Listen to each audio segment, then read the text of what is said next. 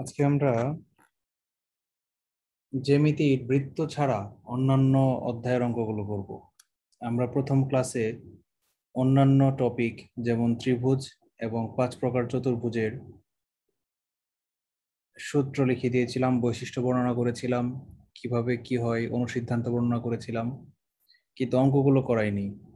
আর দ্বিতীয় দিন বৃত্তের থিওরি ব্যাখ্যা করেছিলাম, সূত্র লিখেছিলাম। পরে আমরা ওই কন্টিনিউশন ধরে রাখার জন্য বৃত্তের অঙ্কগুলো করে দিয়েছিলাম, কিন্তু ত্রিভুজ এবং চতুর্ভুজের অঙ্কগুলো বাকি ছিল। আজকে আমরা সেগুলো করব। তো তার আগে আপনারা 3 মিনিট সময়ের মধ্যে একটু রিভাইজ করেন সূত্রগুলো, যেহেতু অবশ্যই ক্লাসটা আপনারা করেছেন, খাতায় লেখা আছে। গত ক্লাসের আগের ক্লাসে আমি যে অনেকগুলো সূত্র দিয়েছিলাম, সমবাহু ত্রিভুজের, সমদ্বিবাহু ত্রিভুজের, বিষমবাহু ত্রিভুজের, বিভিন্ন ত্রিভুজ এবং চতুর্ভুজের সূত্রগুলো জাস্ট রিভাইজ করেন। প্রত্যেকটা টপিকের 5টা 6টা বৈশিষ্ট্য আমি দিয়েছিলাম, সবগুলো বৈশিষ্ট্য দরকার নেই, শুধু সূত্রটা, ক্ষেত্রফল আর পরিধি নির্ণয়ের সূত্রটা আপনারা শুধু রিভাইজ করেন। আমিও লিখে দিচ্ছি।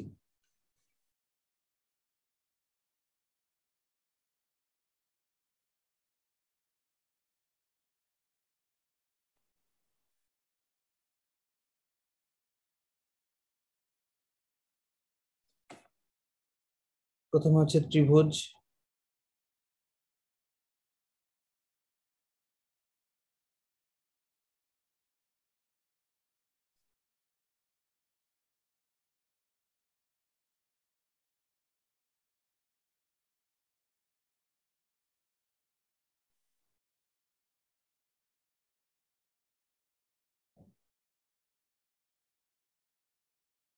সমবাহু ত্রিভুজের ক্ষেত্রফল।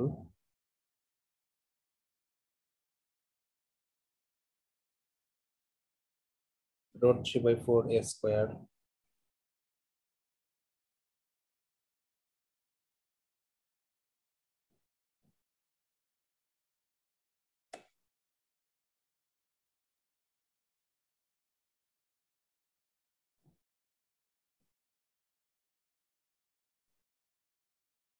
সমদ্বিবাহু ত্রিভুজের ক্ষেত্রফল b/4 √4a² - b²। এ যেন কি আর বি যেন কি? এ হচ্ছে সমান দুটি বাহুর দৈর্ঘ্য, সমান দুটি বাহুর দৈর্ঘ্য।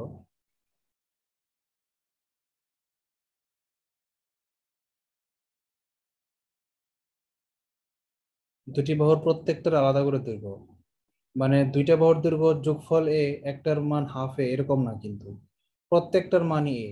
এটা যদি একটা সমদ্বিবাহু ত্রিভুজ হয়ে থাকে তাহলে এটাও এ, এইটাও এ, আর বাকিটা হচ্ছে বি।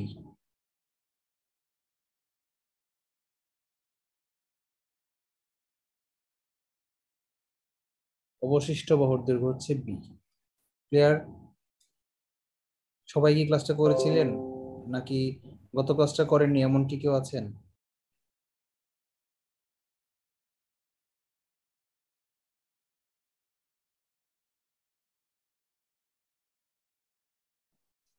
নেই, মানে আমি ধরে নিচ্ছি আপনারা সবাই করেছেন।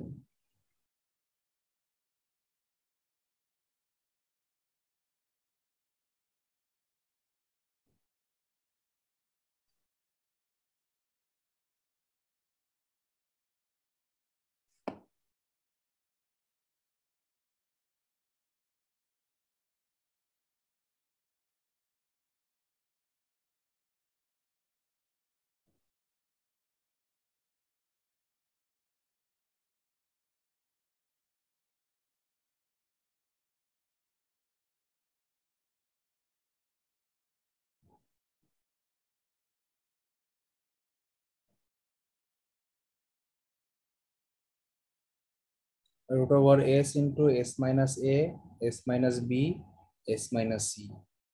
এস যেন কি? অর্ধপরিসীমা। ইয়েস, অর্ধপরিসীমা। কে বলেছেন? ইয়াসমা। Thank you. অর্ধপরিসীমা কিভাবে বের করে? 3টা বাহুর দৈর্ঘ্য দেওয়া থাকবে, একটা এ, একটা বি, একটা সি, এটাকে 2 দিয়ে ভাগ করলে অর্ধপরিসীমা বের হবে। আচ্ছা, আমরা ত্রিভুজের ক্ষেত্রফল শিখলাম। এবার আমরা শিখব বিভিন্ন প্রকার চতুর্ভুজের ক্ষেত্রফল। সর্বপ্রথম টাইপের চতুর্ভুজের নাম কি, সবচেয়ে সহজ এবং ইউনিফর্ম? বর্গ। রাইট, বর্গ।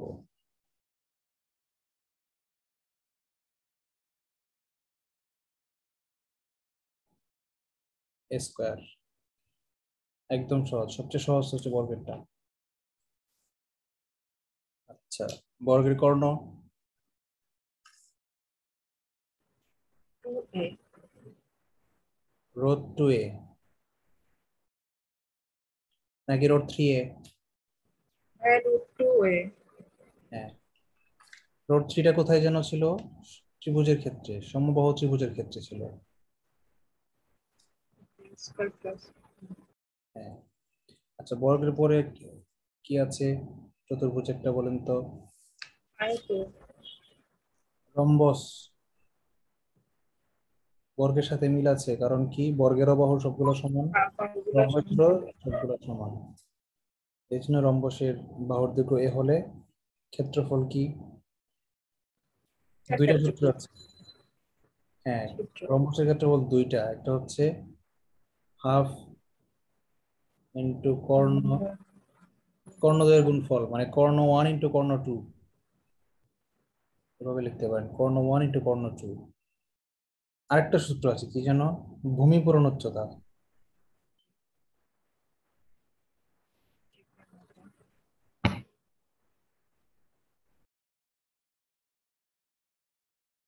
দুইটা কিন্তু দুই সূত্র, হ্যাঁ কেমন? এই যে আমি রম্বসটা আঁকলাম, এটার একটা কর্ণের দৈর্ঘ্য দেওয়া আছে আর একটা কর্ণের দৈর্ঘ্য দেওয়া আছে, এই দুইটা, একটা 7 মিটার একটা 5 মিটার। আচ্ছা, এটা হলো একটা পদ্ধতি। আরেকটা পদ্ধতি হলো এটা দেওয়া আছে নীলটা, আর এই শীর্ষ থেকে নীলটার উপর লম্ব দেওয়া আছে, এই এই দুইটার গুণফল, এটাও আরেকটা পদ্ধতি। ঠিক আছে, এই ভূমি ইন্টু উচ্চতা, এটাও একটা পদ্ধতি। অথবা ভূমি আর উচ্চতা দেওয়া নাই, দেওয়া আছে কি দুইটা কর্ণ দেওয়া আছে, তাহলেও বের করা সম্ভব। দুইটা অল্টারনেটিভ আছে রম্বসের ক্ষেত্রে। আচ্ছা, তারপর তৃতীয় যেটা, 3 নাম্বার কি, আয়ত।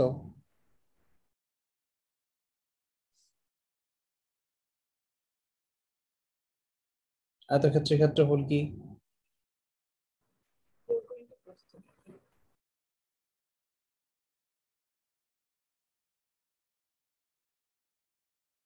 আরো কোনো পদ্ধতি আছে?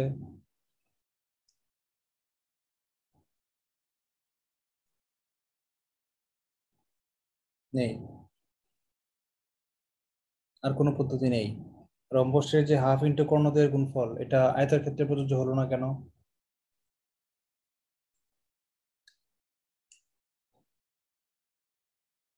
কারণ হচ্ছে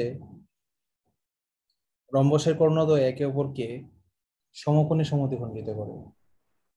আয়তর ক্ষেত্রে কর্ণদ্বয় সমদ্বিখণ্ডিত করে সত্য, কিন্তু সমকোণে করে না।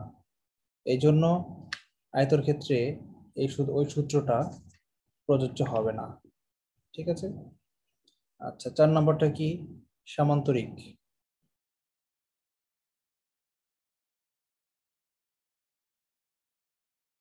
সামান্তরিকের ক্ষেত্রে সমকোণে হলেই কেন সূত্রটা প্রযোজ্য হচ্ছে?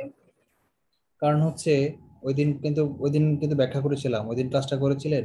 জি ভাইয়া, আমি পরে দেখছিলাম ও, কিন্তু এখন মনে করতে পারছি না। ও আচ্ছা, কারণ হচ্ছে এই রম্বসকে যখন আপনি কর্ণ দিয়ে বের করতে চাইবেন, তখন কি হবে জানেন? এই দুই ভাগে ভাগ করে ফেলেছিলাম, আমরা বলেছিলাম এটা একটা ত্রিভুজ আর এই পাশেরটা এটা আরেকটা ত্রিভুজ। এই ত্রিভুজের ক্ষেত্রফল হচ্ছে হাফ ভূমি ইন্টু উচ্চতা, আর এই ত্রিভুজের ক্ষেত্রফল হচ্ছে বাকি হাফ ভূমি ইন্টু উচ্চতা।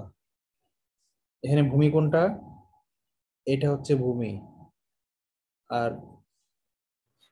আর এটা হচ্ছে উচ্চতা, এটা হচ্ছে হাফ ও, ভূমি ইন্টু উচ্চতা। সেক্ষেত্রে উচ্চতাটা পাচ্ছি না বলে আমরা বের করতে হ্যাঁ হ্যাঁ পারতেছি হ্যাঁ, না, এতটুকু উচ্চতা হইতে উচ্চতা গেলে পাচ্ছি না। লম্ব হইতে হবে। মানে এটা যখন লম্ব লম্ব হতে হবে হবে। তখন এটা হবে উচ্চতা। বুঝতে পারছি। জি এটা হচ্ছে ভাইয়া। রম্বসের ক্ষেত্রে সত্য হয়, এবং বর্গের ক্ষেত্রে সত্য হয়।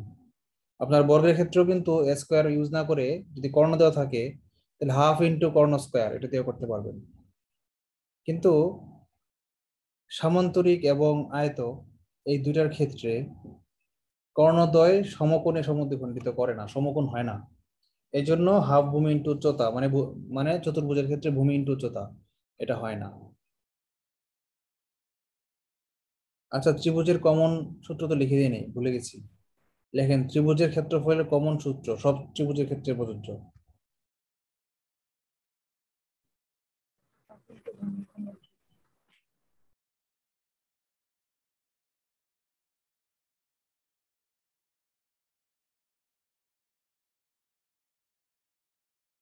সকল ক্ষেত্রে প্রযোজ্য সূত্র যেটা, সেটা হচ্ছে কি, হাফ ইন্টু ভূমি ইন্টু উচ্চতা।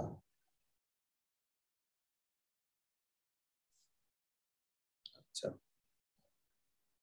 এবার আমরা সেই সামান্তরিকের ক্ষেত্রফল, সামান্তরিকের যেহেতু ওই কর্ণের কোনো আগামাথা নাই, কারণ অ্যাঙ্গেলের উপর ডিপেন্ড করে এক একটা কর্ণ এক এক রকম হইতে পারে, দুইটার মধ্যে কোনো অনুপাতও নাই, সুতরাং এর ওই যে ওই কর্ণের সূত্রটা প্রযোজ্য না।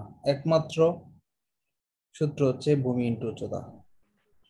রম্বসের মতোই, রম্বসের কিন্তু ভূমি ইন্টু উচ্চতা ছিল, এটা সামান্তরিকেও। দেখেন সূত্র কিন্তু কমে আসতেছে। আয়তর সূত্র আমরা সবাই জানি, বর্গের সূত্র আমরা সবাই জানি, শুধু রম্বস আর সামান্তরিকটা আমরা শিখছি। আর রম্বস আর সামান্তরিকের সূত্র দুইটাই কমন, ভূমি ইন্টু উচ্চতা। আর শিখছি কি ট্রাপিজিয়ামের।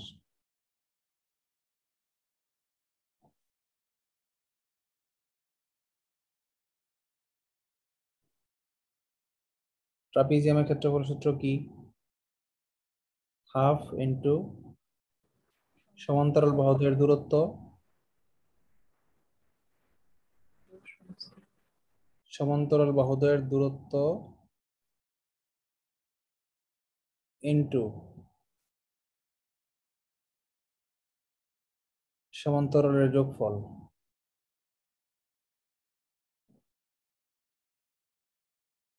এটা ওই দিন ব্যাখ্যা করে দিয়েছিলাম, আজকে আর চিত্র এঁকে ব্যাখ্যা করলাম না। ধরে নিয়েছি আপনারা ওই ক্লাসটা রিভাইজ করেছেন, যারা মিস করেছেন তারা ইউটিউব থেকে ভিডিও দেখে হলেও শিখেছেন। এবার আমরা সরাসরি অঙ্ক করি, আমরা ত্রিভুজের কিছু অঙ্কে চলে যাই।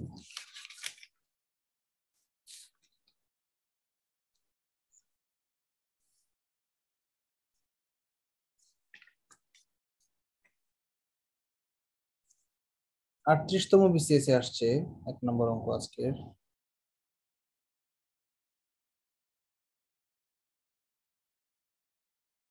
আটত্রিশতম প্রিলিতে আসছে, সমবাহু ত্রিভুজের একটি বাহুর দৈর্ঘ্য এ হলে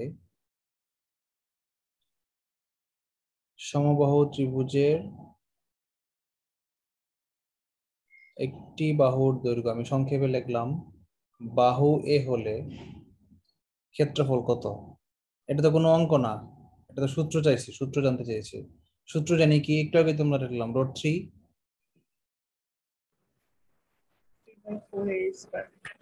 নিচের 4 এর নিচে কি √ওভার আছে এরকম, হ্যাঁ, রুট ওভার নেই। নাকি √3/4 এরকম? প্রথমটা। ইয়েস, প্রথমটা। √3/4 থাকলে তো আমরা এরকম লিখতাম না, √3/4 যদি দিত হ্যাঁ, তাহলে ওটা তো বেরই করে ফেলছি। ওই নিচের 4টাকে তো আমরা 2 টু। লিখে দিতাম, কিন্তু এরকম তো না। এই জন্য মনে পড়বে √3/4 স্কয়ার। আচ্ছা, এরপর একটা অঙ্ক এসেছে, এটা আসেনি, আমি করাচ্ছি। বলেছে একটি সমবাহু ত্রিভুজের ক্ষেত্রফল 4 সেন্টিমিটার, সরি, একটি সমবাহু ত্রিভুজের দৈর্ঘ্য 4 সেন্টিমিটার, ক্ষেত্রফল কত? আসে নাই, আমি করাচ্ছি এমনি। আসতে পারে, কম বেসিক টাইপের অঙ্ক তো এই জন্য। 2 নম্বর অঙ্ক করেন, একটি সমবাহু ত্রিভুজের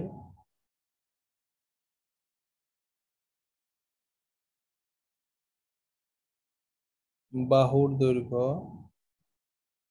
4 সেন্টিমিটার, ক্ষেত্রফল কত? আনসার কি, ক্ষেত্রফল কি, √3/4 a square, root 3 by 4, 4 square, root 3 by 4 into 4 into 4, 4 এ 4 এ কাটা কি থাকে 4 root 3. This is answer. কার কোনো প্রশ্ন আছে? নেই। লাস্ট অঙ্ক বলেছে একটি সমবাহু ত্রিভুজের পরিসীমা, যাকে জিজ্ঞেস করবো সে বলবে। সবার বলার দরকার নাই। অর্পি আপুকে ধরি আজকে, সহজ অঙ্ক। অর্পি আপু বলবেন অঙ্কটা কিভাবে করা যায়।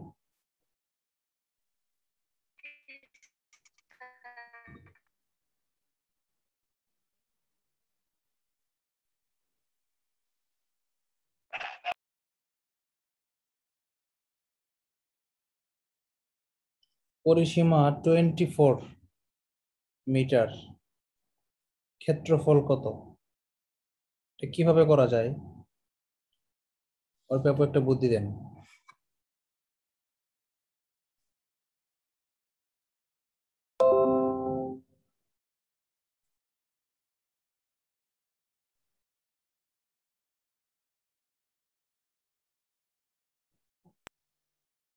আমি স্যার প্রথম ক্লাস করি নাই স্যার, সমাপতি পরিসীমা করি নাই স্যার। আচ্ছা ঠিক আছে, অসুবিধা নাই।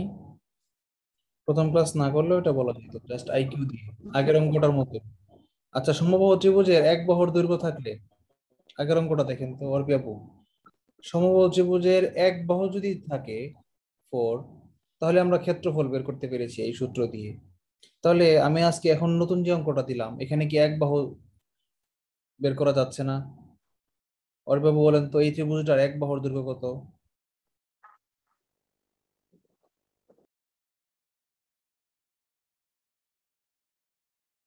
অর্পি আপু মনে হয় শুনতে পাচ্ছে না, বা তার কথা আমি শুনতে পাচ্ছি না। তানিম ভাই বলেন তো, তানিম।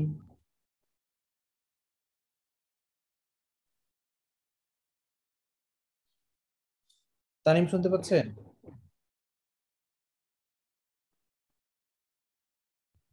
হ্যাঁ তানিম বলেন।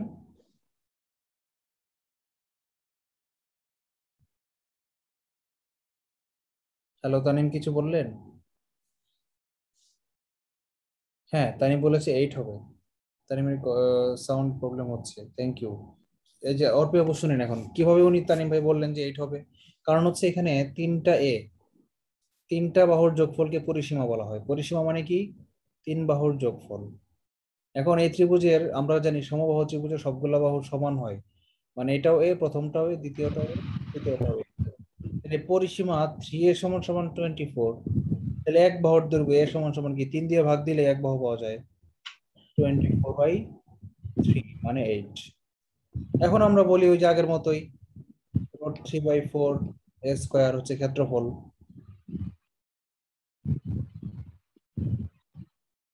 তানি মিউট করে দেন। রুট 3/4 ইন্টু এর মান কত 8, 8 স্কোয়ার। আচ্ছা এখন কি করব? 8 স্কোয়ার মান 8 64, 64। 64কে 4 দিয়ে করলে 4 16 64, 16√3। This is answer. কার কোনো প্রশ্ন আছে? আচ্ছা প্রশ্ন নেই। এবার আমরা করব সমদ্বিবাহু ত্রিভুজের অঙ্ক।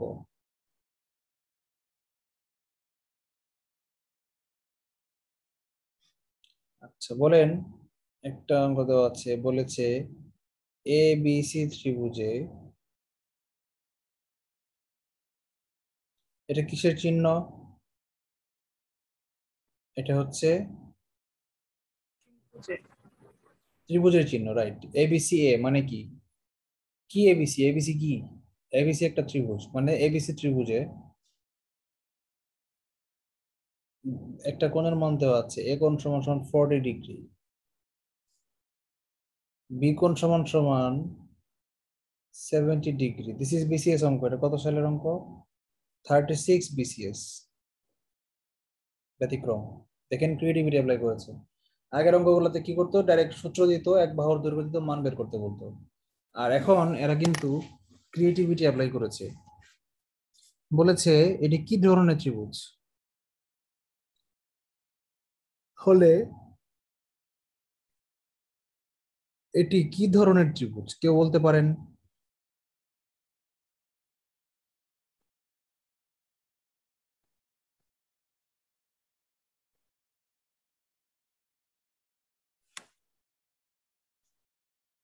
কেউ বলেন কি ধরনের ত্রিভুজ?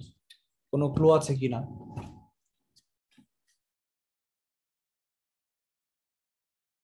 ইয়াস মাবু বলেন, কেউ না পারলে। ভাইয়া এটা মানে কি এই তিন সমকোণী সমবাহু নাকি হচ্ছে সমকোণী সূক্ষ্মকোণী ওগুলা, মানে সমদ্বিবাহু? সমকোণী, সমকোণী, সমদ্বিবাহু, স্থূলকোণী, সমবাহু, এই তিনটা অপশন আছে, লিখে দিচ্ছি অপশন গুলা।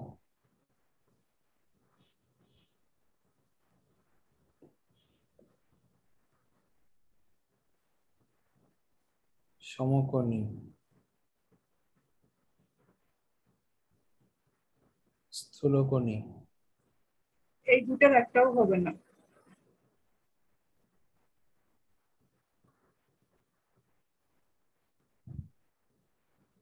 সমবাহু, সমদ্বিবাহু হতে পারে। সমদ্বিবাহু, সমবাহু, ঘ নাম্বার সমবাহু। সমবাহু হবে না, সমবাহু তো তিনটা কোণই সমান থাকে, ইয়েস, সমদ্বিবাহু হবে। ইয়েস, কারেক্ট বলেছেন। সমবাহু হবে না কেন? কারণ সমবাহু ত্রিভুজের তিনটা কোণই 60 60 plus degree. 60 plus 60, total 180 degree হবে। গত ক্লাসে লিখিয়েছিলাম মনে আছে, ত্রিভুজের তিন কোণের সমষ্টি 2 সমকোণ। হ্যাঁ, সমদ্বিবাহু, তানিম ভাই মেসেজ দিয়েছেন, থ্যাংক ইউ। আচ্ছা, স্থূলকোণী হবে না কেন? কারণ এখানে একটা হচ্ছে এটা 40। আরেকটা 50 50 আচ্ছা, চলে অর্পি আসে। আপুকে জিজ্ঞেস করি, অর্পি আপু বলেন তো, একটা হচ্ছে 40, একটা হচ্ছে 70 ডিগ্রি, আরেকটা কোণ কত ডিগ্রি?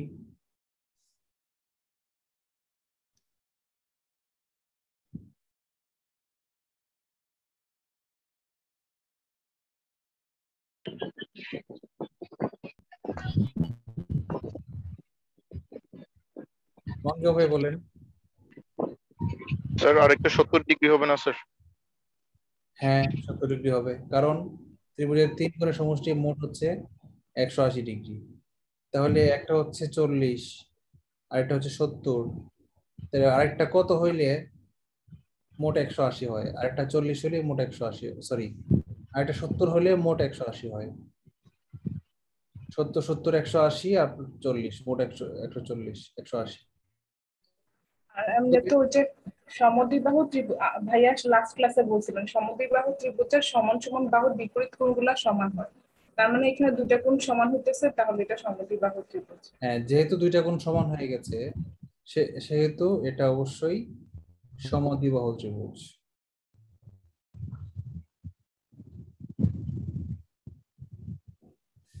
স্থূলকোণী হইল না কেন? কারণ স্থূলকোণী ত্রিভুজের একটা বা কোণ, অন্তত একটা কোণ 90 ডিগ্রির চেয়ে বড় হয়। সমকোণী হইল না কেন? কারণ সমকোণী ত্রিভুজের একটা কোণ 90 ডিগ্রি হয়। এনে কোনোটাই 90 ডিগ্রি না, কোনোটাই 90 ডিগ্রি চেয়ে বেশি না, তিনটা সমানও না, এই জন্য একমাত্র সমদ্বিবাহু ত্রিভুজ। আচ্ছা, ভালো একটা অঙ্ক এসেছে, খুব অ্যানালাইটিক্যাল অঙ্ক এসেছে।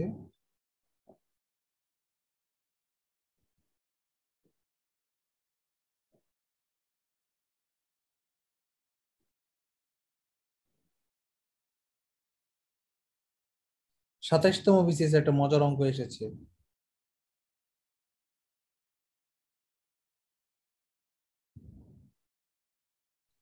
আচ্ছা, তার আগে একটা কথা মনে করিয়ে দেই, সমকোণী ত্রিভুজের বৈশিষ্ট্যটা কি মনে আছে?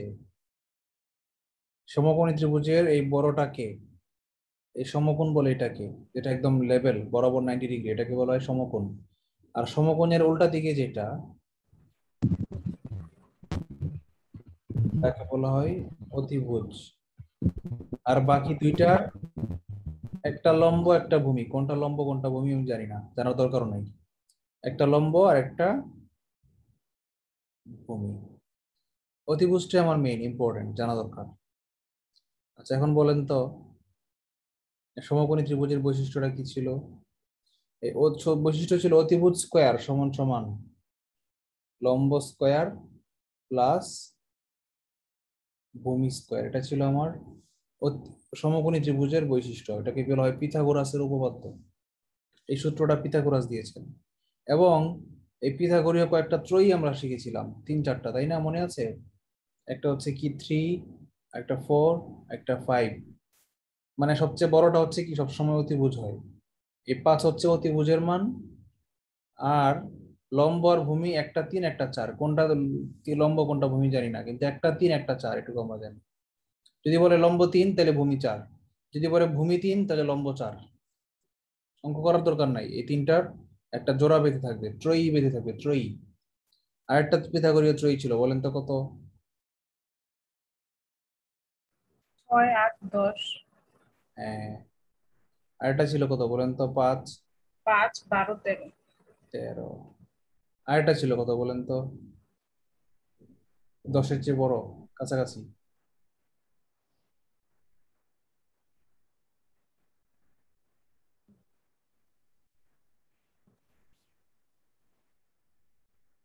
কত যেন ভুলে গেলাম আমি নিজেই। 17,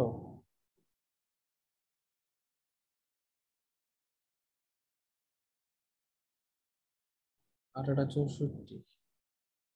না, ভুলে গেছি। এটা পরে মনে পড়লে আমি মনে করে দিব না, অঙ্ক করতে করতে বেরিয়ে আসবে। আচ্ছা, এখন আমার অঙ্কটাতে এসেছে একটি সমদ্বিবাহু সমকোণী ত্রিভুজের, খেয়াল করেন ভালো করে, মনোযোগ দিয়ে আমি লিখে দিচ্ছি এটা একটা। একটি সমদ্বিবাহু মানে কি ভূমি আর লম্ব সমান, তাই না? একটি সমদ্বিবাহু সমকোণী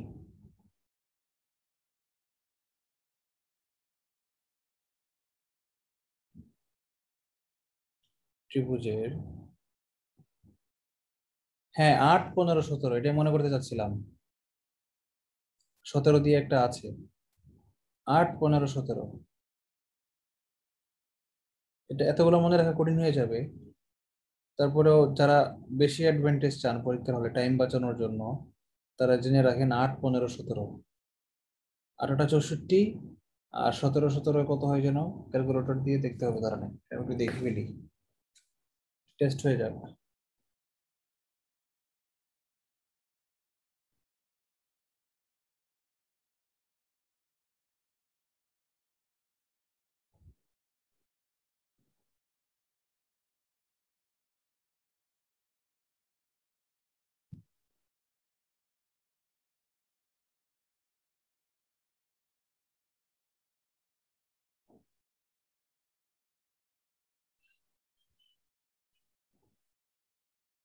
সতেরো স্কোয়ার হচ্ছে 289 মাইনাস 8টা 64, 225 মানে 15 থাকে। আচ্ছা, তানিম আরেকটা বলেছে, সেটা কত? 9, 12, 15, 9, 12, 15, এটাও আরেকটা 9, 12, 15। 15, 15, 225, 225 থেকে 144 বাদ দিলে থাকে হচ্ছে 81। এগুলো থেকেই মোটামুটি কমন পড়ে যাবে। এর চেয়ে বড় যেগুলো, সেগুলো আপনাকে দিবে না পরীক্ষায়, দিলে কারণ দিলে এগুলো হিসাব করতে অনেক বেশি সময় লাগবে। আচ্ছা, আমরা অঙ্কটাতে ফিরে যাই। বলেছে একটি সমদ্বিবাহু সমকোণী ত্রিভুজের অতিভুজের দৈর্ঘ্য।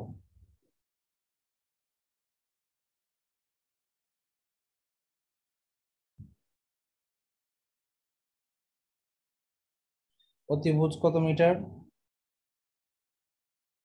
12 সেন্টিমিটার হলে ক্ষেত্রফল কত?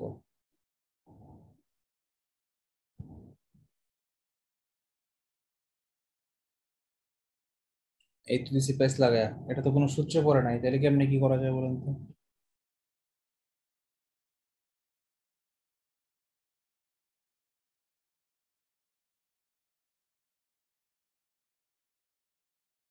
কারো কোনো মাথায় বুদ্ধি আছে? কোনো কিছু কি আসে মাথায়?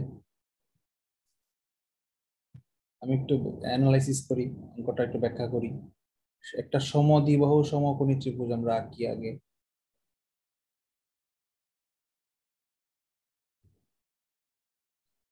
এই বড়টার মান দেওয়া আছে 12, ছোট দুইটা জানি না। ছোট দুইটা কত জানি না, কিন্তু এটা তো শিওর ছোট দুইটার একটা এক্স হলে আর একটা এক্স, দুটোটাই এক্স। কেন দুটোটা এক্স হলো?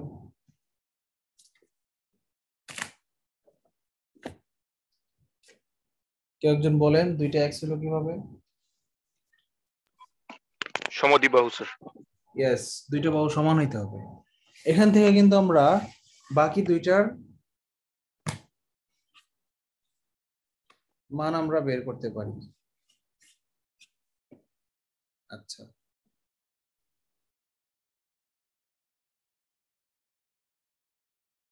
পিথাগোরাসের নিয়ম কি? অতিভুজ স্কয়ার মানে 12 স্কয়ার ইকুয়াল টু লম্ব স্কয়ার প্লাস ভূমি স্কয়ার, মানে 2x স্কয়ার। তাহলে এই 144 হচ্ছে 2x স্কয়ার। তাহলে সিঙ্গেল এক্স স্কয়ার কত? 144/2 এর অর্ধেক মানে 72। তাহলে এক্স কত?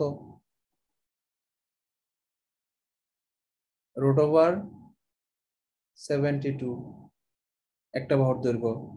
এটার মান √72, এটার মানও √72। আচ্ছা, এখন আমরা বলেন ক্ষেত্রফল বের করতে চাই। এই ত্রিভুজের ক্ষেত্রফলের সূত্র কি?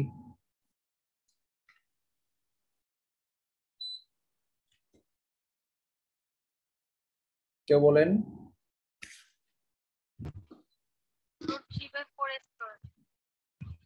√3/4 তো সমবাহু ত্রিভুজের, এটা তো সমবাহু না, এটা তো সমদ্বিবাহু।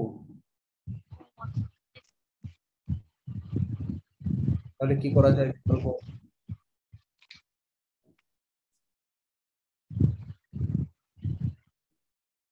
এটা সমদ্বিবাহু ত্রিভুজের দুইটা উপায় আছে। একটা হচ্ছে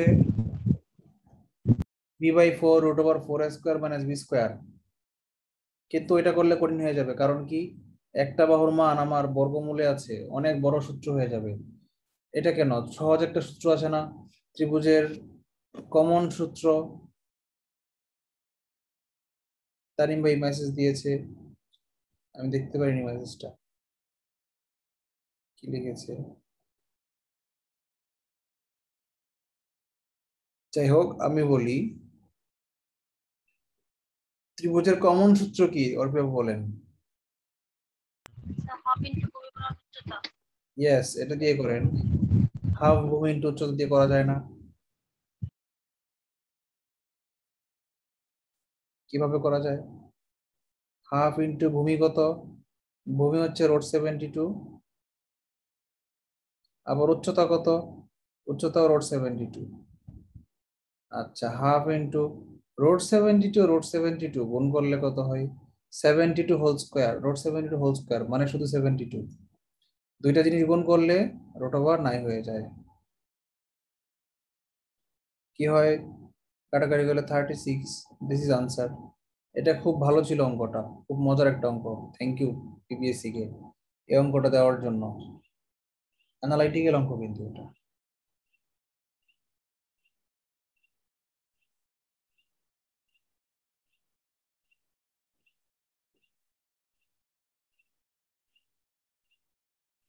আচ্ছা, এই টাইপের আর কিছু দরকার নাই, অঙ্ক লাগবে না।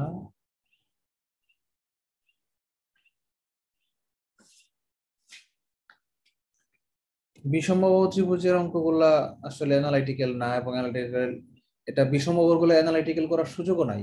কারণ কি? কারণ এটার কোনো সম্পর্ক নাই, একটা বাহুর সাথে আরেকটা বাহুর বা কোণের কোনো সম্পর্কই নাই। এই জন্য যে সূত্র আমরা দেখেছি, তোতাপাখি সূত্র, অন্ধকারে এস এর সূত্র, ওই সূত্র ছাড়া বিষমবাহু ত্রিভুজের অঙ্ক করার কোনো ওয়েই নাই। এই জন্য আমরা বাধ্য হয়ে অঙ্কগুলো করব না, এই জন্য, এবং অঙ্কগুলো বেশি একটা আসেও না, খালি এক সূত্রের অঙ্ক আসে। তো এই একই সূত্রে যেহেতু সব অঙ্ক, কোনো ভেরিয়েশন নাই, এই জন্য একটা অঙ্ক করলেই চলে। আমরা বিষমবাহু ত্রিভুজে একটা অঙ্ক করি, জাস্ট সূত্রটা রিমাইন্ড হওয়ার জন্য, সূত্র তো আমরা জানি সবাই, তবুও আমরা আরেকটা করি।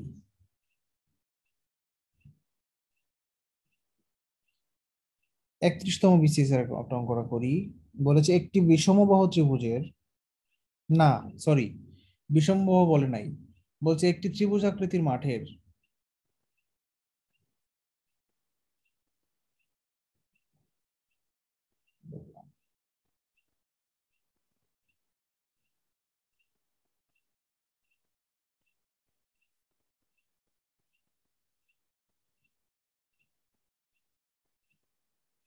একটি ত্রিভুজ আকৃতি মাঠের বাহুগুলোর দৈর্ঘ্য যথাক্রমে, আমি সংক্ষেপে লিখলাম বাহুগুলোর দৈর্ঘ্য মানে বাহু, একটা হচ্ছে 13, না এটা করাবো না, আরেকটা ভুল লিখতেছি, পরেরটা লিখতেছি। একটা হচ্ছে 20, 20, একটা 21, একটা হচ্ছে 29 মিটার হলে ক্ষেত্রফল কত?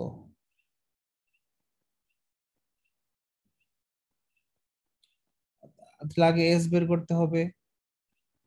20 প্লাস 21 প্লাস 29 বাই 2, 21 আর 29 মানে 20 আর 30 হচ্ছে 50 আর 2 20, 70 মানে কত? 35 হচ্ছে আমার অর্ধ পরিসীমা। তাহলে এখন সূত্র কি ক্ষেত্রফলের?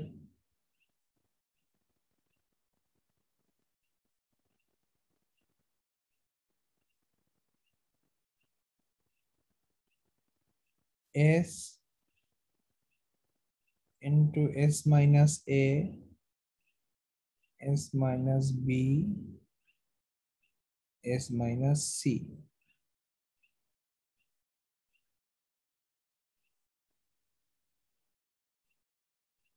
Thirty five into 35 minus 20, 35 minus 21, 35 minus 29,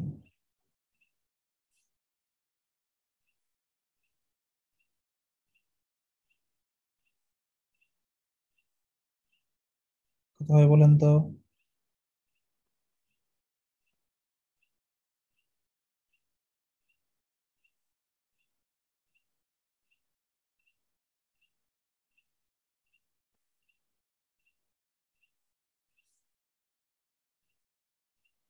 কিভাবে করা যায় অঙ্কটা?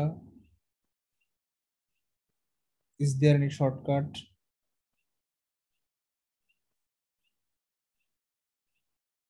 নো শর্টকাট, এটা ক্যালকুলেটর দিয়েই করতে হবে, অথবা হাতে হাতে সিঙ্গেল সিঙ্গেল গুণ করতে হবে। আমি আনসারটা বলে দিই, এটা গুণফলটা হবে 210।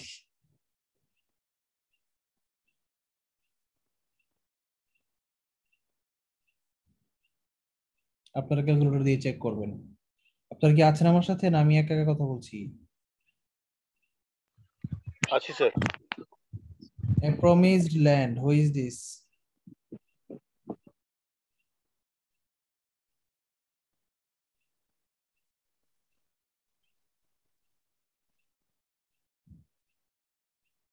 A promised land, এটা কি আবার?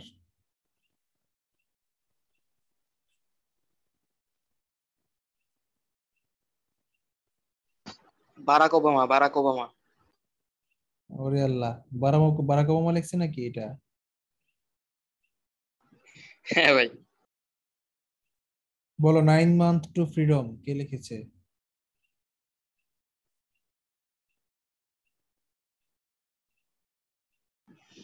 ভাই অপশন দেন, পারবো, এটা পড়ছি পড়ছি ভাই, মনে হইতেছে কিরকম। লিবারেশন ফাইটার্স কে লিখেছে? লক্ষ্য প্রাণের বাংলাদেশি বিনিময়ে কে ভাই, লিখেছে? বাংলাদেশি ঋণী ভাই কেউ? বাংলাদেশি তো হবে সবগুলা। মানে কেমন পড়ছি ভাই, 9 days আপনার বলেন না ভাই, 9 মাস রক্ত 9 যুদ্ধ। days 9 months to freedom, S সুকুদেব। আচ্ছা বলো তো, লক্ষ্য প্রাণের বিনিময়ে মেজর রফিকুল ইসলাম 1 নম্বর সেক্টরের সেক্টর কমান্ডার ছিলেন তিনি, বীর উত্তম। তারপর বলো তো, আমি বিজয় দেখেছি।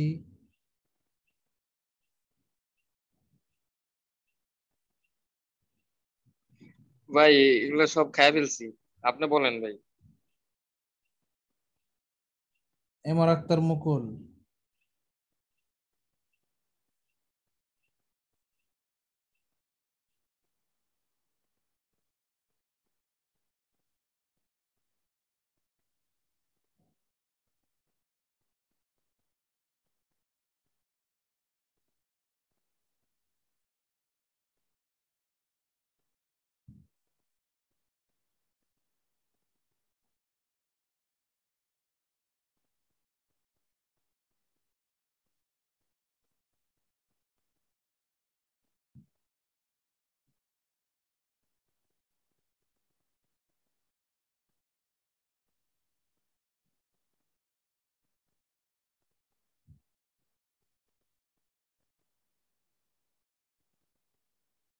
অর্থাৎ আমি যে মেসেজটা দিতে চাচ্ছি সেটা হচ্ছে, এত কঠিন কঠিন এত লোকের বই না পড়ে। ভাই এইটা ভাই অনেকবার আসছে, এর জন্যই এটা হয়তো আপনি জানেন না, অনেকদিন হয়তো পড়েন নাই, এটা অনেকবার আসছে ভাই, মানে অনেক কম্পিটিটিভ এক্সাম। বিসিএস আসছে। বিসিএস এ হয়তো আসে নাই ভাই, কিন্তু অনেক কম্পিটিটিভ এক্সামে আসছে যেহেতু, বুঝছেন না? অনেক ইয়েতে আসলেও এখন আসবে না, এখন আসবে না। কারণ তখন ছিল ইয়ের যুগ, তখন ছিল বারাক ওবামার যুগ, আর এখন হচ্ছে ডোনাল্ড ট্রাম্পের যুগ। ডোনাল্ড ট্রাম্প কি কোনো বই লিখেছে?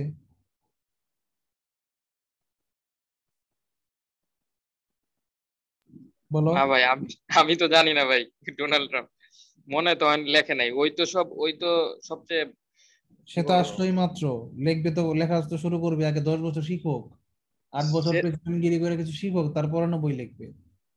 সে তো সে লেখলেও ভাই লিখতে পারবে হয়তো হয়তো শয়তানি কাজ কারবারের উপর তার কোন বই একটা বেশি বই। চলবে তো, তুমি জানো এটা? তার বই বেশি চলবে। হ্যাঁ ভাই, বাংলাদেশে তো মানে পৃথিবীতে শয়তানের সংখ্যাই তো বেশি, ভালো মানুষের সংখ্যা কম। হ্যাঁ, কারণ তার প্রতি মানুষের আকর্ষণ বেশি। ভাই তার তো ইয়াও আছে ভাই, নারী ঘটিত বিষয় নিয়ে তো তার ইয়ে আছে। কেলেঙ্কারি আছে নাকি? হ্যাঁ ভাই, কেলেঙ্কারি আছে। ওরে বল্লা, তুমি তো ওইসব খবর দিয়ে বেশি রাখো। না ভাই, কি? এইটা এমন কিছু না ভাই, এই যারা এই এইসব জিনিস তো ভাই একটু বেশি ছড়ায় আর কি। আচ্ছা, আচ্ছা। ওকে, আমরা অঙ্কে ফিরে আসি। অনেক ফান হয়েছে, রেস্ট হয়েছে, বিরতি হয়েছে। এবার আমরা অঙ্কে চলে আসি। ভাই আপনি আমাদের এই সাজেশন কবে দিবেন ভাই, বিজ্ঞানের? বিজ্ঞানের কোনো সাজেশন নাই। সাজেশন হইতে পারে সংবিধানের, সাজেশন হইতে পারে সাধারণ জ্ঞানের।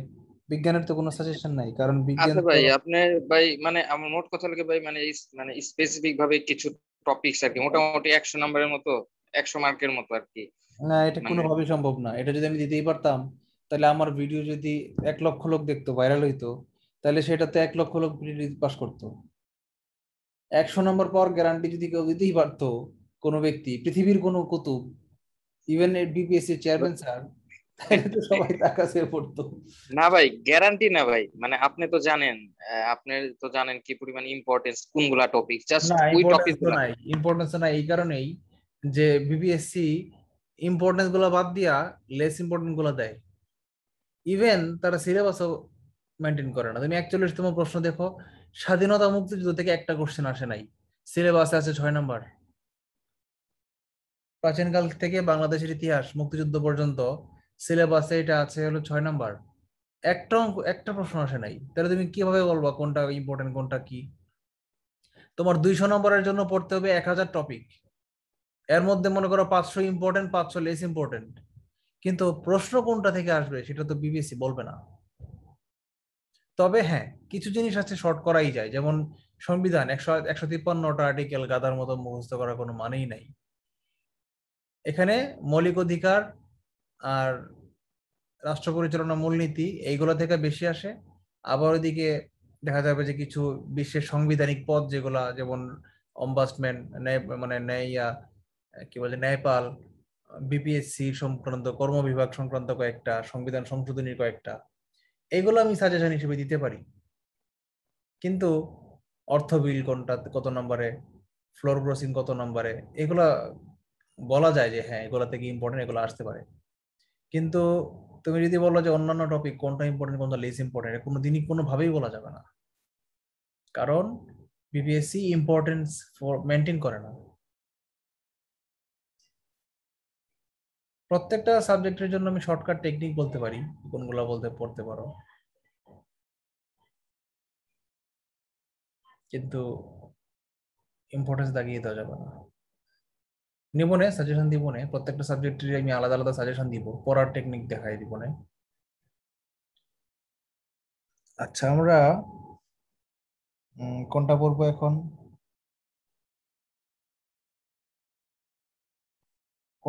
কোনটা করলাম আমরা? বিষমবাহু ত্রিভুজ। তাহলে ত্রিভুজ গেল, আমরা এবার চতুর্ভুজ নিয়ে কিছু অঙ্ক করি, চতুর্ভুজের কিছু অঙ্ক করি।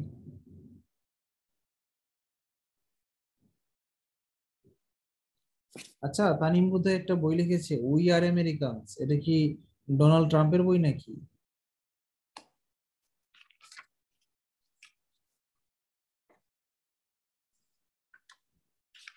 আর জ্যামিতির বেশিরভাগ প্রশ্ন আসে বৃত্ত দিয়ে, কারণ কি? কারণ বৃত্ত পড়লে বৃত্তের ভিতরে ত্রিভুজ আছে, বৃত্তের ভিতরে বর্গ আছে, বৃত্তের ভিতরে চতুর্ভুজ আছে। বৃত্ত পড়লে এ টু জেড সব কভার হয়ে যায়, এই জন্য বৃত্ত থেকে বেশি প্রশ্ন আসে।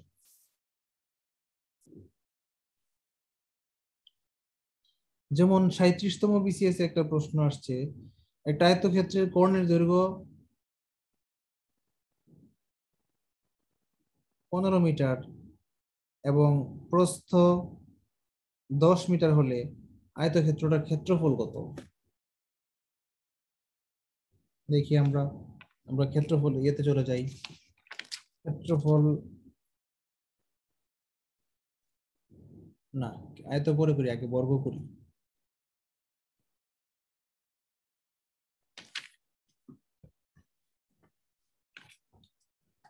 আমার কি শোনা যাচ্ছে নাকি আমি হ্যাং হয়ে গেছি? শোনা যাচ্ছে স্যার। আচ্ছা, আমরা বর্গের কয়েকটা অঙ্ক করি চতুর্ভুজের। 1 নাম্বার, একটি বর্গক্ষেত্রে 26তম প্রিলি লেখেন সবাই। একটি বর্গের বাহুর দৈর্ঘ্য 8 ফুট।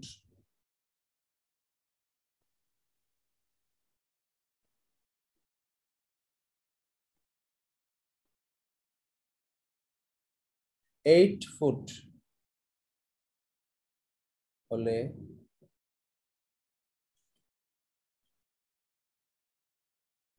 ওই বর্গের কর্ণের উপর অঙ্কিত বর্গক্ষেত্রের ক্ষেত্রফল কত? মজার অঙ্ক, ক্রিয়েটিভ অঙ্ক।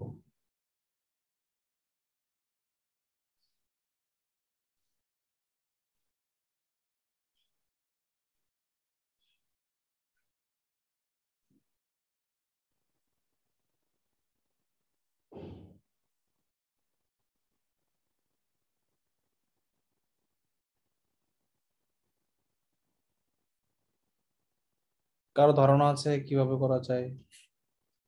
আগে একটা বর্গ আঁকি।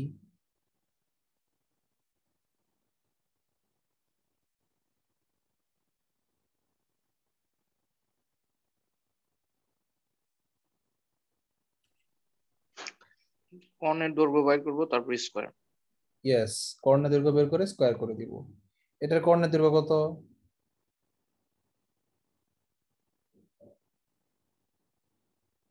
এটা বলছে 8, এটা 8, এটাও 8, এটাও 8।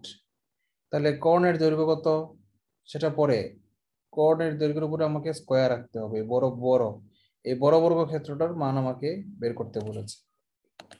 আচ্ছা, তাহলে আগে বলি কর্ণ কত। সূত্রে কি? বর্গের কর্ণের সূত্র কি? √2a না? 8 √2। তাহলে ওই বড়টার ক্ষেত্রফল কত? এই বড়টার ক্ষেত্রফল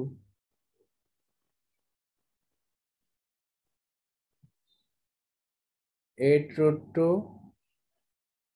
হোল স্কোয়ার, 8টা 64, আর √2 স্কোয়ার মানে রোড স্কোয়ারে কাটাকাটি থাকবে ইন্টু 2, 128 মেগাবাইট।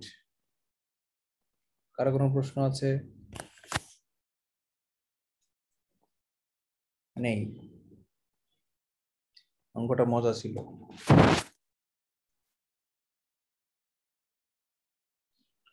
বলেছে একটি বর্গের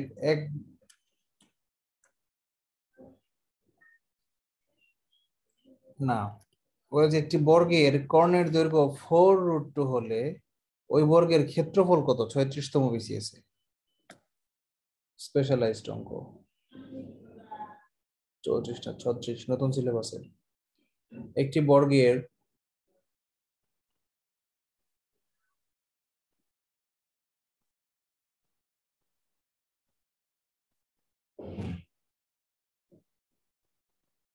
হলে ক্ষেত্রফল কত? কিভাবে করা যায়? কেউ একজন পরামর্শ দিন তো দেখি। 16। মুখে মুখে করে ফেলছে। আচ্ছা, অন্য কেউ একজন বলেন কিভাবে করেছি। a√2 সমান 4√2। না, তারপরে অন্য কেউ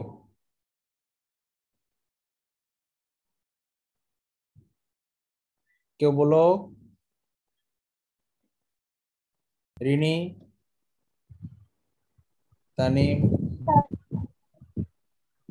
ইয়াজমাপুর কি হইলো? ইয়াজমাপুর কই গেল? ভাই অর্পি আপুকে ধরেন, অনেকদিন অর্পি আপুর ভয়েস শুনি না আমরা। ধরেছিলাম তুমি আসার আগে, ওনার সাউন্ডে প্রবলেম করছে নেটে, জন্য আর ওনাকে প্রশ্ন করছি না। আচ্ছা, কর্ণ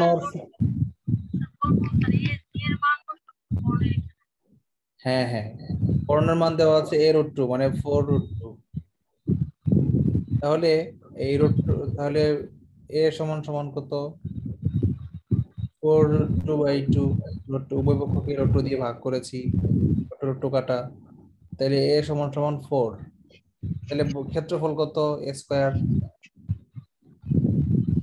মিউট করেন।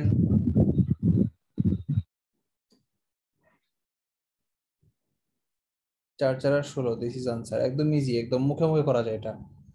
আমি এটা জাস্ট দেখেই বলছি 4 স্কয়ার।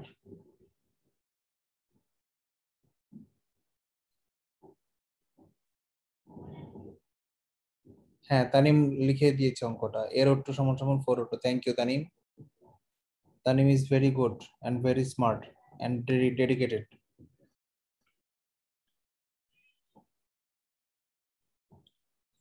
বর্গ থেকে আর কি দেখি তো, আর কি আসার মতো আছে?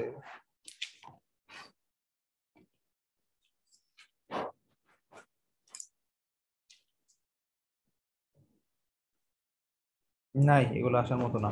আমি একটা বানায় দিই অঙ্ক, হ্যাঁ, বর্গ আর বৃত্ত মিলায়া মিক্স করে একটা অঙ্ক দিই, এক্সট্রা অঙ্ক, বইয়ে নাই। যদি বলে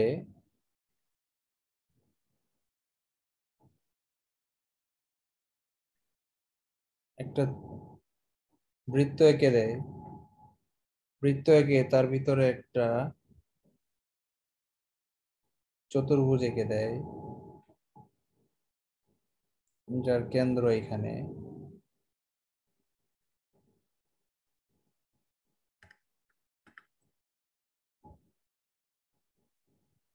কিচ্ছু তথ্য দেয় নাই, শুধু বলেছে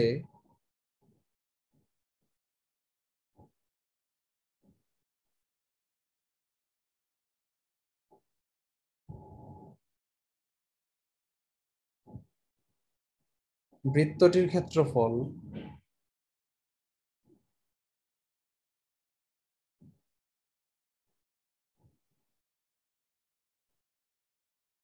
64 পাই হলে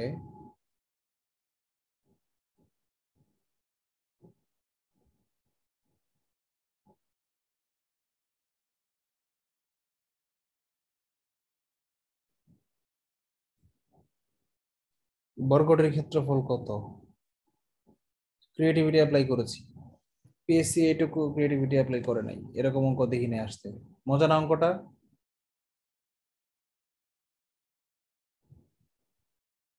হ্যাঁ ভাই, মজা। করো দেখি আমার আগে।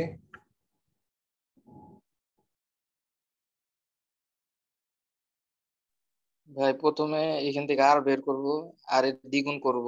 আমি আর করব না, আমি ডাইরেক্ট ব্যাস বের করব, কারণ আমার বর্গের কর্ণ দরকার। আর বর্গের বাহু দরকার। বর্গের বাহু পেতে গেলে আমাকে বর্গের কর্ণ লাগবে। আর বর্গের কর্ণ হচ্ছে বৃত্তটার ব্যাস। তাহলে আমি কেন ব্যাসার্ধের সূত্র ইউজ করব? আমি সরাসরি ব্যাসের সূত্র ইউজ করি, তাহলে ডাইরেক্ট সময় বাঁচলো আমার। হ্যাঁ, তুমি যেটা বলছো সেটাও ঠিক আছে, কর্ণ দিয়েও করা যাবে। ধরিবৃত্তটির ব্যাস ডি, তাহলে ক্ষেত্রফল পাই ডি। জানি কি বৃত্তের সূত্র জানি কি আমরা? বৃত্তের ব্যাস হচ্ছে, ক্ষেত্রফল হচ্ছে পাই ডি। দেওয়া আছে পাই ডি সমান সমান 64 পাই। তাহলে ডি সমান সমান কত? অনলি 64। আচ্ছা, এই বৃত্তের ব্যাসই হচ্ছে বর্গের কর্ণ। আচ্ছা, এখন আবার লিখি ধরিবৃত্তের বর্গটির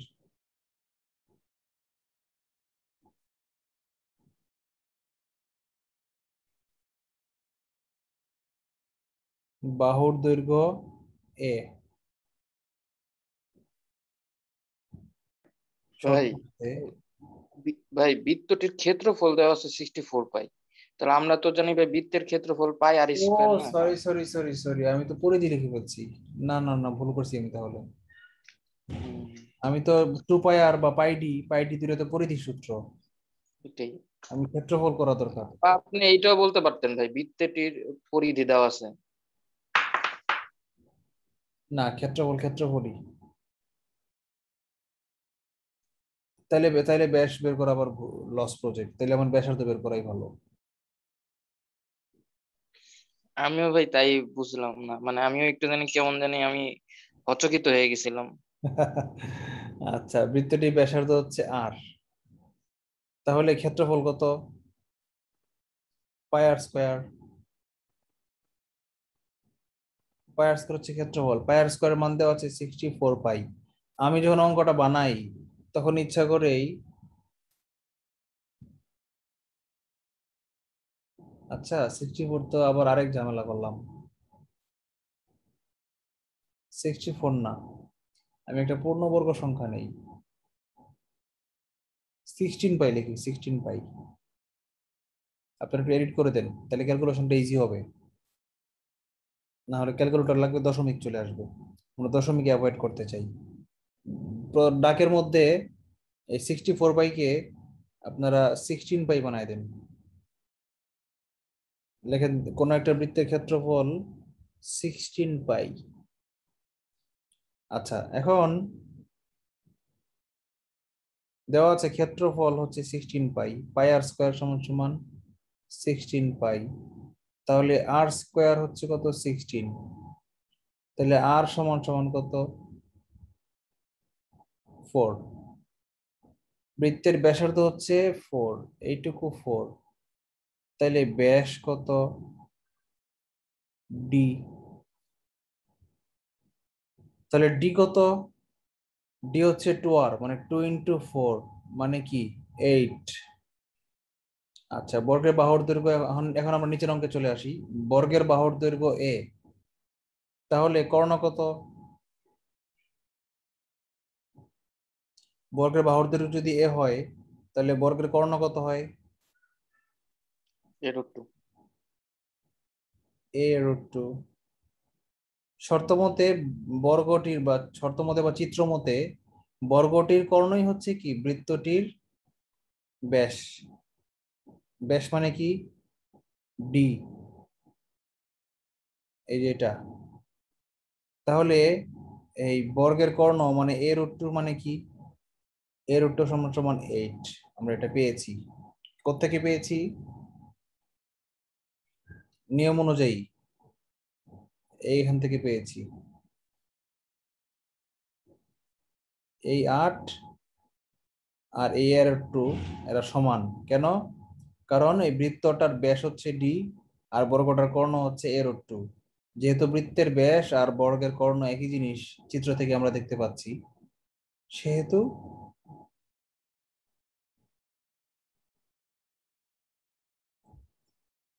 সেহেতু এই a√2 আর 8 একই জিনিস। তাহলে এ পেয়ে গেছি আমরা, বর্গের বাহুর দৈর্ঘ্য পেয়ে গেছি। এ সমান সমান 8/√2। কি চেয়েছে? বর্গের ক্ষেত্রফল চেয়েছে। বর্গের ক্ষেত্রফলের সূত্র কি? a স্কয়ার, 8 8 64, 8 স্কয়ার 64/√2 স্কয়ার মানে 2, কাটাকাটি করলে 32। 32 হচ্ছে বর্গটার ক্ষেত্রফল, আনসার। আচ্ছা, বর্গটার ক্ষেত্রফল বেশি নাকি বৃত্তটার ক্ষেত্রফল বেশি বলেন তো? বৃত্তটার ক্ষেত্রফলই বেশি হওয়ার কথা।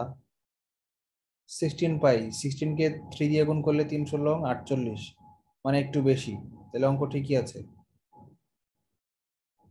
আচ্ছা, এই অঙ্কটা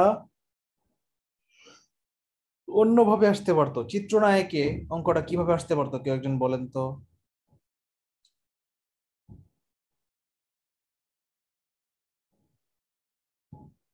যদি যদি যদি বলতো যে 16 পাই ক্ষেত্রফল বিশিষ্ট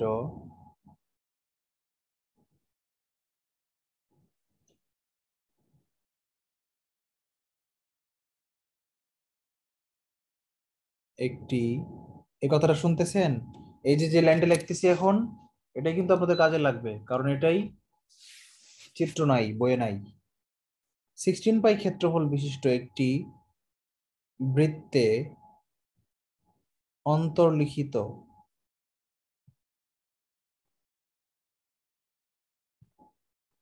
বর্গের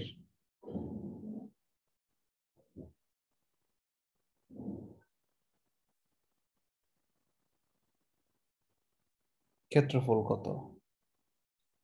কি হবে? একই অঙ্ক না এটা? হ্যাঁ ভাই, একই অঙ্ক। আমার মনে হয় এইভাবেই আসবে, চিত্রের চেয়ে আমার মনে হয় এইভাবেই দিবে পিএস। হ্যাঁ, চিত্রে দেওয়ার সম্ভাবনা কম, কারণ চিত্র দিলে আপনারা অঙ্কটা ধরে ফেলবেন, সম্ভাবনা বেশি। আচ্ছা, এই অঙ্কটা আবার উল্টা ভাবে আসতে পারে, কিরকম? যে 16 মিটার স্কয়ার ক্ষেত্রফল বিশিষ্ট একটি বর্গে বর্গের পরিবৃত্তের ক্ষেত্রফল কত, অথবা পরিবৃত্তের ব্যাসার্ধ কত, অথবা পরিবৃত্তের পরিধি কত। যেটাই আসুক না কেন আপনারা পারবেন, কারণ যখনই বর্গের ক্ষেত্রফল থেকে বর্গের বাহু বের করে ফেলবেন, তখনই বর্গের কর্ণ বের করতে পারবেন। আর বর্গের কর্ণ বের করতে পারলে বৃত্তের ব্যাসও বের করতে পারবেন। আর বৃত্তের ব্যাস বের করতে পারলে বৃত্তের ব্যাসার্ধ পারবেন, পরিধি পারবেন, ক্ষেত্রফল পাবেন, বৃত্তের 14 গোষ্ঠী উদ্ধার করে ফেলতে পারবেন। আচ্ছা, এরকম ভাবে না এসে যদি উল্টা ভাবে আসে, আরেকটা চিত্র আঁকি। বর্গের পরিবৃত্ত বুঝেন আর অন্তর্বৃত্ত বুঝেন?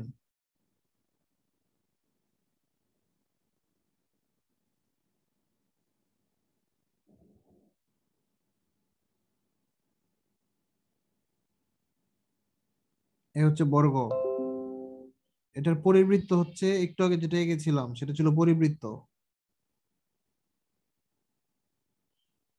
এটা হচ্ছে পরিবৃত্ত।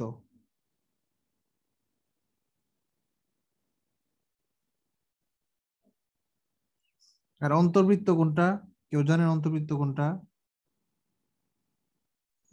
বর্গের ভিতরে। এই এটা, এটা হচ্ছে অন্তর্বৃত্ত। অন্তর্বৃত্ত দিলে আমরা পারবো না, অন্তর্বৃত্তের অঙ্ক দিলে আমরা পারবো না। ইনশাল্লাহ ভাই পারবো।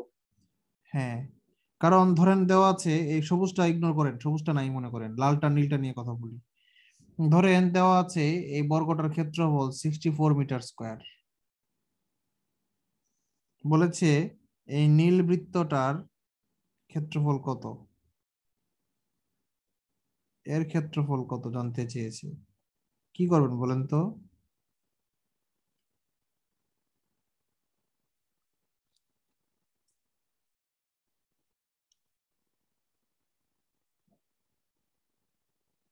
কারো কোনো মাথায় কোনো বুদ্ধি আসে?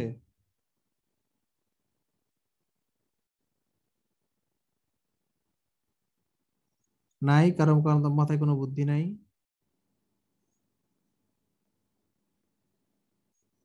ভাই আপনার কথাটা শুনতে খুব হাসি লাগতেছে। আপনি আপনি বলতেছেন কারো মাথায় কোনো বুদ্ধি নাই, মানে বুদ্ধি বলতে বুঝাইতেছি কারো মাথায় কোনো আইডিয়া, বুদ্ধি বলতে আইডিয়া বোঝাচ্ছি, এই বুঝতে যে হবে। এইটা ভাই ঠিক আছে, আপনি বাক্যে অপপ্রয়োগ করতেছেন। ওই আমাদের একটা বাংলা একটা ইয়ে আছে ভাই, এই অপপ্রয়োগ খুব তাই বিরক্তিকর। নাকি? জানতাম না তো দ- দ- অপপ্রয়োগ। আমার কাছে তো দ- অপপ্রয়োগটাই মজা লাগে। ধরা যায় না ভাই, মানে খুব খুব টাফ ভাই। হ্যাঁ, ধরা যায়। আমি তো অপপ্রয়োগ নিয়ে একটা জোকস বলেই ফেলি, যেহেতু আজকে ক্লাস শেষ হচ্ছে না, মানে টপিক কিছু বাকি থেকে যাবে। খাইরুন লো তোর লম্বা মাথার কেশ, এক বাংলার স্যার পড়াইতেছে, এই বাক্যে ভুল খুঁজে বের করো। চিরল দাঁতে হাসি দিয়া পাগল করলি দেশ, এই বাক্যে ভুল কোথায়? লম্বা মাথার কেশ, এটাই ভুল। লম্বা মাথার কেশ মানে কি? মাথাটা লম্বা ছিল, তার কেশ ছিল। তা মাথাটা লম্বা ছিল নাকি কেশ গুলা লম্বা ছিল? এ ভাই লম্বা মাথা কেস। খায়রুনের মাথা লম্বা, খায়রুন কি জিন? বলা দরকার ছিল এরকম, খায়রুন লো তোর মাথার লম্বা কেশ, ঠিক আছে এরকম। আবার চিরল দাঁত বলে তো লাগাইছে আরেক প্যাচ। চিরল দাঁত মানে কি? চিকন চিকন দাঁত যেটা আর কি। কারণ চিরল দাঁত তো থাকে হচ্ছে, চিকন দাঁত তো মানুষের একটা, ওই যে দুই সাইডে দুইটা কোণার দাঁত আর নিচে দুইটা কোণার দাঁত, চিকন লম্বা যেটা চোখা যেটা দাঁতটা ছিঁড়ে যেটা মাংস, ওইটা হচ্ছে চিকন দাঁত। আর মানুষের দাঁত তো সামনের গুলা সব চিকন দাঁত না, ছেদন। মানুষের দাঁত তো তিন প্রকার, একটা হচ্ছে কর্তন দাঁত যেটাতে কাটে, সামনে বড় দুইটা, না সামনে বড় চারটা, উপরের চারটা নিচের চারটা, এরকম এগুলো হচ্ছে কর্তন দাঁত। আর এই সামনের চারটার পরে যে দুই সাইডে দুইটা আছে, ওই দুইটা হচ্ছে ছেদন দাঁত। ওইটা, এই দুইটা দাঁতই হচ্ছে চিরল দাঁত। এরপরে সবগুলো হচ্ছে কি? পেষণ দাঁত, মাড়ির দাঁত যেগুলো, চাপার দাঁত, এগুলো হচ্ছে পেষণ দাঁত। দেখবা তোমরা তৃণভোজী প্রাণীর সব দাঁতই থাকে পেষণ দাঁত, যেমন গরুর সব দাঁতই পেষণ দাঁত। কারণ এরা পেষতে হয়, পেষতে পছন্দ করে, পেশা খাইতে হয়। গরুর দাঁত যদি সব বাঘের মতো হইতো, চিকন চিকন দাঁত বা বিড়ালের মতো, তাহলে কিন্তু গরু ঘাস খাইতে পারতো না, অনেক ঝামেলা হয়ে যেত, অনেক সময় লাগতো। সকালে ছাড়তা, দেখতা যে রাত বেলা পর্যন্ত খাইতে আছে, গরুর ঘাস আর খাওয়া পেট ভরে নাই, কারণ একবার নিয়ে আসে চাবাইতে চাবাইতে আধা ঘন্টা চলে যেত। ঠিক আছে। আবার যদি বাঘের যদি সব দাঁত পেষণ দাঁত হইতো, ছেদন দাঁত না থাকতো, তাইলে বাঘ না খায় মারা যেত। কারণ গরুর তারা কামড় দিয়া জীবনও মারতে পারতো না, কারণ দাঁত যদি না ফুটে চামড়ার ভিতরে, পেষণ দাঁত তো চামড়ার ভিতরে ঢুকে না, পেষণ দাঁত তো চ্যাপ্টা, চ্যাপ্টা দাঁত দিয়া কি ছিদ্র করা যায় মাংস? গরুর মাংস ছিদ্র করা যায়? যায় না। এই জন্য আল্লাহ মাংসাশী প্রাণীদেরকে চিকন মানে ছেদন দাঁত দিয়ে পাঠাইছে, আর তৃণভোজী প্রাণীদেরকে পেষণ দাঁত দিয়ে পাঠাইছে। আর মানুষকে কর্তন, ছেদন, পেষণ সব ধরনের দাঁত দিয়ে পাঠাইছে। তার মানে কি বুঝতে হবে? তার মানে হচ্ছে মানুষ মাংসাশী এবং তৃণভোজী উভয় প্রকার। মানুষ সর্বভোগ প্রাণী। সর্বভোগ বলতে তোমরা আবার লোহা পাথর এগুলা ভাইবো না যে কেউ। এক মজার জোকস বলি। এক বাড়িতে গেছি বিয়ে খাইতে, বুঝছো? ঘরোয়া বিয়ে, 15-20 জন আমরা। তখন আমরা গিয়া যে বৈশা আছি, গেছি লেট করে, একটু ঝামেলার বিয়ে ছিল আর কি। 3টা পর্যন্ত বৈশা আছি, এখনো খাবার দেয় না, বুঝছো? দিছে কি, একবার মাঝখানে একটু সেমাই দিয়ে গেছে, আর একটু নুডলস দিয়ে গেছে। সেমাই দিছে এত লবণ আর নুডলসে দিছে এত ঝাল, মানে কোনোটাই খাইতে পারি নাই। ঠিক আছে। পরে 3টার দিকে একটু দরবার চলতেছে, ওইদিকে বিয়েটা নিয়ে একটু ঝামেলা জুটছে। পরে 3টার দিকে এক বেআইন আসছে আর কি, মেয়ে আর কি আসছে। তো মেয়ে এসে বলতেছে, আপনারা কি ভারী কেউ কিছু খাইছেন? ঠিক আছে। ভারী কিছু বলতে বোঝাইতেছে যে ভাত খাইছি কিনা খবর নিতে আসছে, খিদা লাগছে। তো সেও বুঝছে 3:30 বাজে, 4টা বাজে বাজতেছে, সকাল থেকে বসে আছি, এখনো লাঞ্চ হয় নাই। তখন আমি একটু মজা করে বলতেছি যে আসার সময় রেল লাইন থেকে পাথর টোকায় নিয়ে আসছি, খিদা লাগলে খাই নিবো। ঠিক আছে। ভাই এটা কিন্তু ভাই, মানে ইনস্ট্যান্ট, মানে এই দুষ্টামিটা যে মাথার মধ্যে কেমনে আসছে ইনস্ট্যান্ট আল্লাহই জানে। আহ, ভাই ওটা তো সবাই হাসছে না ভাই? হাসছে মানে, ওই মেয়েরা তো একবারে পচায় ছেড়ে দিছে, মেয়ে তো লজ্জায় একদম ও, চলে গেছে। সে ও, বুঝে না প্রথমে কি বুঝাইছি, বলে কি মানে, ওরা বলে না, আপনি বললেন যে ভারী কিছু, তো ভারী কিছু তো পাথরই আছে, আসার সময় রেল লাইনে ভারী কিছু নিয়ে আসছিলাম। ভারী কিছু না। ওফ। আচ্ছা, কোথায় ছিলাম আমরা, কি কথার প্রেক্ষিতে? ওই যে ছেদন দাঁত, এই কি বলে, খায়রুন। আচ্ছা, খায়রুনের দাঁত যদি ছেদন দাঁত হইতো সব, তাহলে ভ্যাম্পায়ারের মতো হইতো সবগুলা দাঁত, চিকন চিরল দাঁত সব। খায়রুন সুন্দরী, খায়রুন সুন্দরী কি ভ্যাম্পায়ার ছিল নাকি? হ্যাঁ, চিরল দাঁত বলে হাসি দিছে। আবার লম্বা মাথার কেশ। ভাই, এটা দেখলে তো আমি কনফার্ম অজ্ঞান হবো। আমার ঘরে যদি রাত্রেবেলা খায়রুন সুন্দরী চলে আসে, আমারে তো ভাই খুঁজে পাবে না পরের দিন, আমি কনফার্ম হার্ট ফেল করবো। লম্বা একটা মাথা নিয়ে যদি দাঁত বের করে হাসি দেয়, চিকন চিকন দাঁত নিয়ে ভ্যাম্পায়ারের মতো, ও মাই গড, কল্পনাই করা যাচ্ছে না। ভাই, ভাইয়ের ইমাজিনেশন দেখে আমার মাথা নষ্ট হয়ে যেতেছে ভাই। আজকে ভাই আপনি দেখবেন ভাই, দেখেন স্বপ্নের মধ্যে। ক্লাস শেষ তো, এই জন্য একটু মজা করতেছি। ক্লাস আর আরম্ভ করাবো না, এই জন্য ফান করতেছি।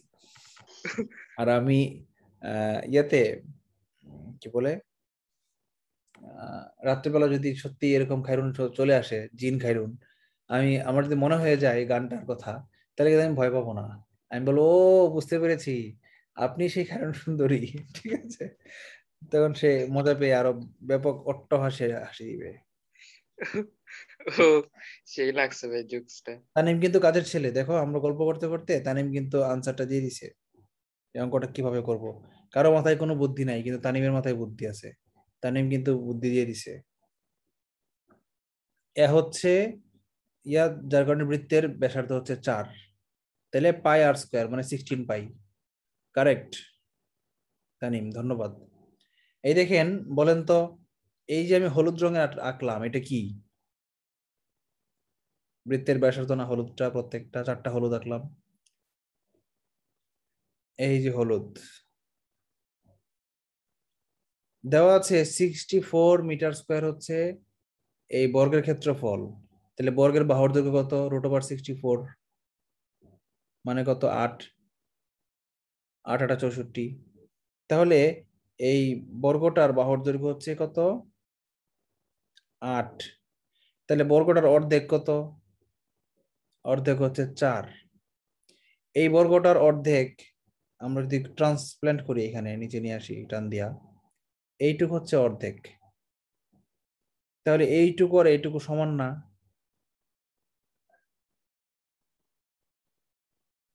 বর্গটার যে অর্ধেক বাহু, কেউ কথা বলেন না কেন? হ্যাঁ ভাই, হ্যাঁ ভাই। এই যে এইটুকু বর্গের অর্ধেক বাহু, যেটা আঁকলাম এখন মোটা কইরা সবুজ কালি দিয়া, এই বর্গটার অর্ধেক আর এইখানে এইটুকু অর্ধেক সমান না? হ্যাঁ ভাই। হ্যাঁ। তাহলে এখন আবার দেখো, এই যে নিচে যে এই লাস্ট যে আঁকলাম সবুজটা, এখন লালটা দিয়ে আঁকতেছি, এটা কি? এই নীল বৃত্তটার ব্যাসার্ধ না এটা? নীল দিয়ে আঁকি, এ হচ্ছে নীল বৃত্ত, আর এটুকু হচ্ছে নীলটুকু, মানে কি এটা ব্যাসার্ধ। তার মানে এই 8ই হচ্ছে কি, 8 হচ্ছে বর্গের বড় বর্গটার মানে মূল বর্গের বাহুর দৈর্ঘ্য, এর অর্ধেক কত? অর্ধেক হচ্ছে 4। এই 4ই হচ্ছে কি আমার নির্ণয় বৃত্তের ব্যাসার্ধ, আর এটা হচ্ছে 4।